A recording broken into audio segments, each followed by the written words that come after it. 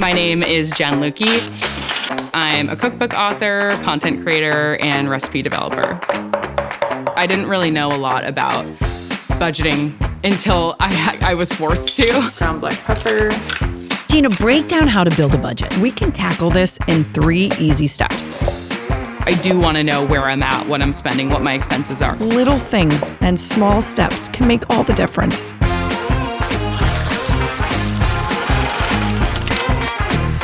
Today is a good day to take control of your money. Whether you've tried budgeting before and it didn't stick, or you've put it off as too big a hassle, this episode is your fresh start. Hi, I'm Allie Donnelly, and this is the Money Unscripted podcast. Fidelity has a new budgeting guideline, and VP and financial consultant Gina Gillespie is here to show us step-by-step how to prioritize our money and build a flexible budget that works for us. But first, meet Jen Lukey. She's a chef and content creator with a new cookbook out, Don't Think About Dinner. It's focused on budget-friendly, no-waste meals for busy lives. It's time to tell you everything. I love to tell people about how they can make their money turn into really delicious, nutritious meals in a way that's satisfying and fun. Turns out $60 and a little planning can buy back your weeknights. I got curly kale, which we're gonna use in a couple of different ways. Nice. Some parsley. I try to do a lot of veggies as much as I can, especially this is my budget-friendly week. And one of the meals I'm gonna make first is my favorite lemony chicken thighs and rice. Oh, sweet. I'm excited. Bring me through your kind of cooking origin story. How did you get here? Yeah, I always really liked to cook. I would watch cooking shows and go to bookstores after school and just look through the cookbooks. And I just was really drawn to it. I like to toast my rice. You had said that when you started posting on social media, it wasn't a, overnight viral hit. So when did you start to take off? I was working my corporate job and posting on the weekends and at night. And then finally in 2023, I started doing my meal planning on a budget content. And that finally clicked. Welcome back to my series where I show you how to turn $50 into 20 healthy meals. The goal is you have nothing left over. So you've used everything. It's very cost effective. It also reduces waste. It feels really satisfying to kind of use up everything that you bought and not throw away half of an onion that was sitting in your fridge. Or 7 onions that are sitting in my fridge. Yeah, exactly. Why do you think it is that budgeting was the win for you? I think so many people go to the grocery store and check out and feel discouraged at the end. Like I got 10 things and it was $100 or whatever it ends up being. So I think it really resonated with people because they want to feed themselves and their family food that tastes good and is good for them without having to spend so much money on their groceries. What were you hearing from people? What did they say? Yeah.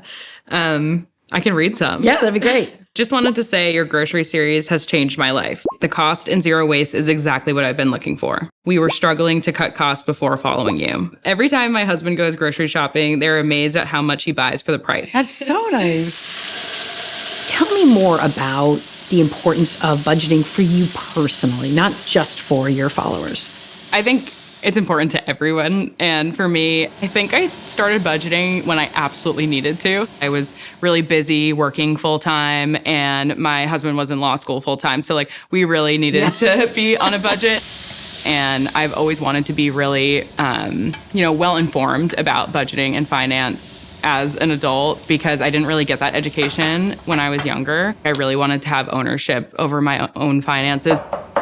I don't want to just not look. And I think I used to feel like that. Just cross your fingers. Yeah. Especially when I just bought a house and figuring out our expenses month to month now with this new purchase and everything else that we have going on, our student loans and things like that. I like to track in a spreadsheet.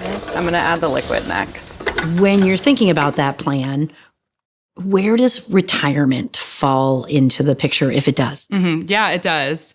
I have a 401k set up with my business now for me and for my employees. A small business 401k? Yeah. Uh-huh. So I pay my 401k to myself, just like I pay it to my employees every pay period. So that's kind of the first thing. So you're getting that company match. Yes. Yeah, I am. So that's something that I've had set up for I think about 2 years now. I just have it as an automatic deposit every month. So it's something that I try to just almost not even think about and keep in the background, kind of just working for me. What does the future look like for you and how does budgeting help you get there? I think it'll continue to become even more complicated as I continue to grow my business, as I hopefully have a family one day and, things get more expensive in the world. But I think I'll continue doing it always because I do want to know where I'm at, what I'm spending, what my expenses are, what my income is. Regardless of where you're at, you know where you're starting from. And I think that's really empowering and important. From cooking on a budget to getting our budget cooking. Gina, let me bring you into the conversation. How are you? I'm good, Allie. Thanks for having me. Jen is on top of her budget and really motivated to stick to it. Not all of us are, quite so great at it. So if I'm looking to get started, walk me through Fidelity's new budget guidelines, 60, 30, 10, plus 15. Let's first start with the plus 15. That's really saving for retirement before we even touch our paycheck. So first we want to aim to save 15% pre-tax income for retirement. All right. That includes contributions that you make plus your company match. And remember, if you're not there yet, it's okay. Any little incremental change towards that will help over the long term. Awesome. And then what about the 60, 30, 10? Perfect. So now let's get into the guidelines around budgeting. And I know this can be daunting. So as we get started, know that we're going to make it manageable and we're really going to make sure that it's flexible because this is something that can change over time. So the 60%, we want 60% or less to go towards essential expenses.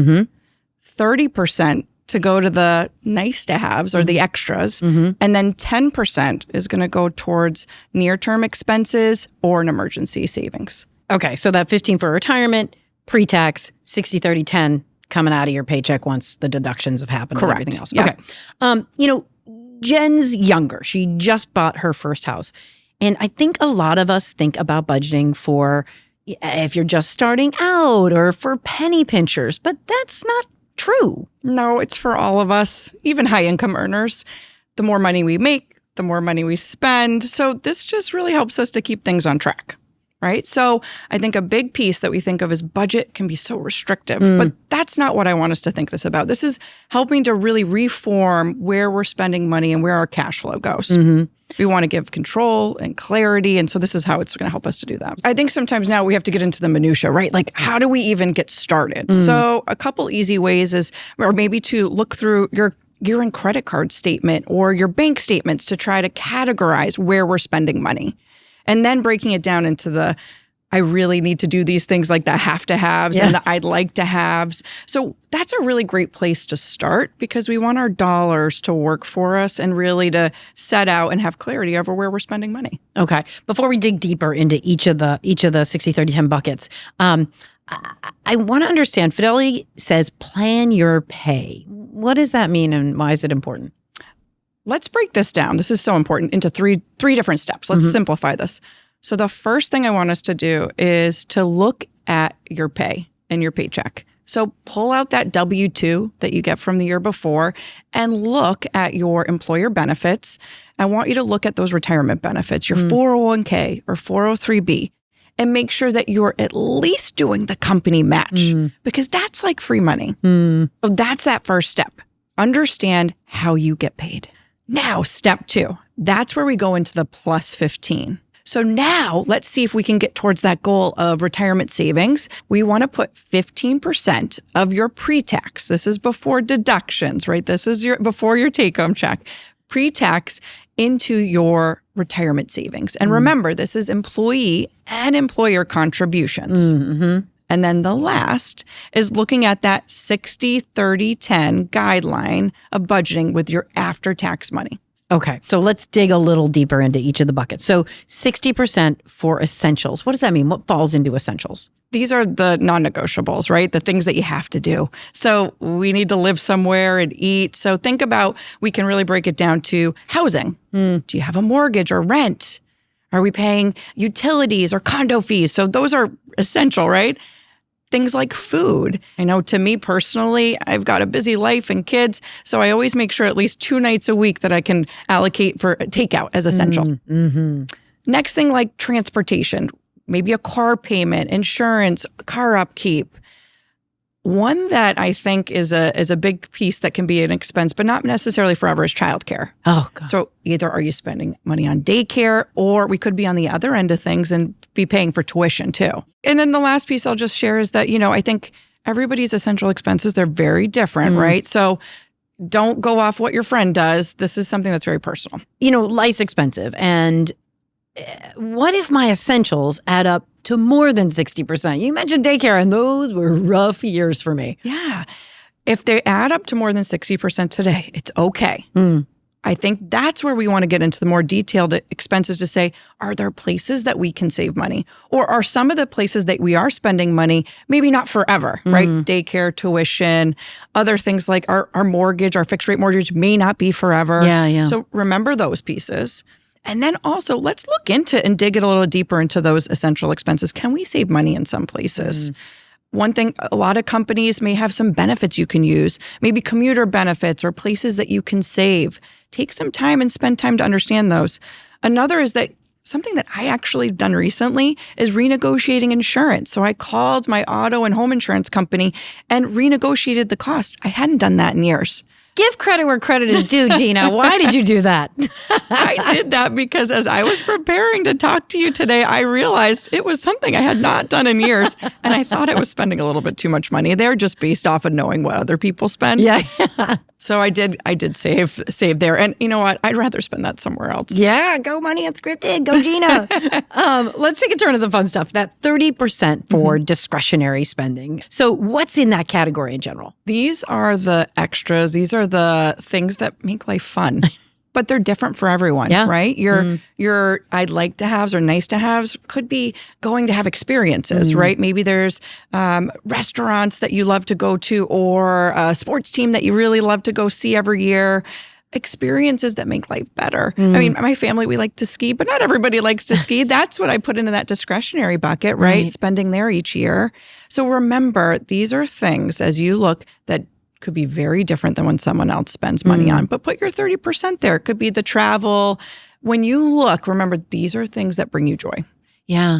I mean, I love that we're building in for joy, because that's not necessarily like top of mind in every budget, but I like that. What about that final 10%? That final 10% is for near-term goals or emergency savings. So let's first take a step back. If you haven't started an emergency savings account, then I want you to start there. Okay. First, start with at least $1,000 or 1 month of expenses. Our goal is to get to 3 to 6 months of essential expenses set aside in a separate account. That's to go tap into if something unexpected happens. Okay. So remember, that's step one if you haven't gotten there yet. If you're there already, now we can take that 10% to go towards near-term goals. Okay. What does that mean?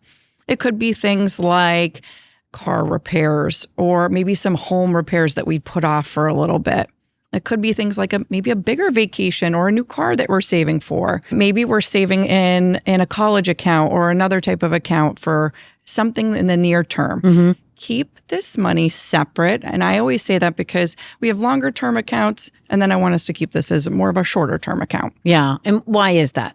I think we're less apt to touch for things that are not important, right? Maybe we'll put more money on a credit card or pull it for something else. No, if we keep it separate, I think we're less apt to touch it for things like that. That's smart. Yeah. Okay.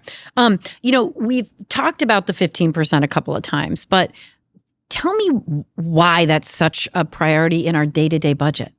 I think one of the things that we need to think through is paying ourselves first. So before we spend money today, let's pay ourselves first for the future. The younger that we start to save, compounding can make a difference. So making sure that we can make that a priority right off the start before we even see the money that we touch on a monthly basis is a really good habit to get into. But our goal is that 15%. Set that aside first for you for later. You can't borrow for retirement. Your future self. I love it. So what if someone doesn't have access to an employer retirement plan? That's a great question. So we could be saving in an IRA if that's an option. Automate it just like while you're working, where it comes right out of your account. Maybe every month setting it up, just like it coming out of a paycheck, right? So make sure you simplify that for yourself. If you work for yourself, you may be able to do a SEP IRA or a self-employed 401k. And again, set up automated payments. Make it simple for yourself.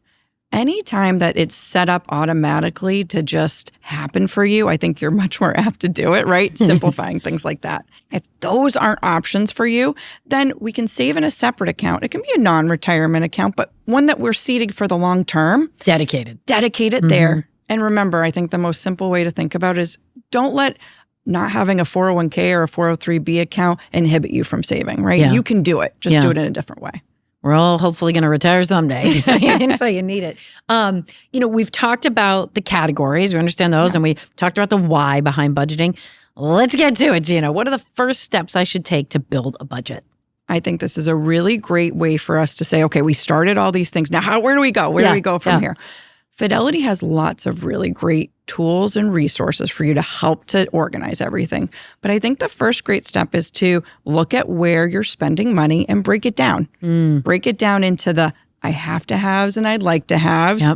And then you can get even in more in the detail of really understanding where everything is going. And then we can categorize them.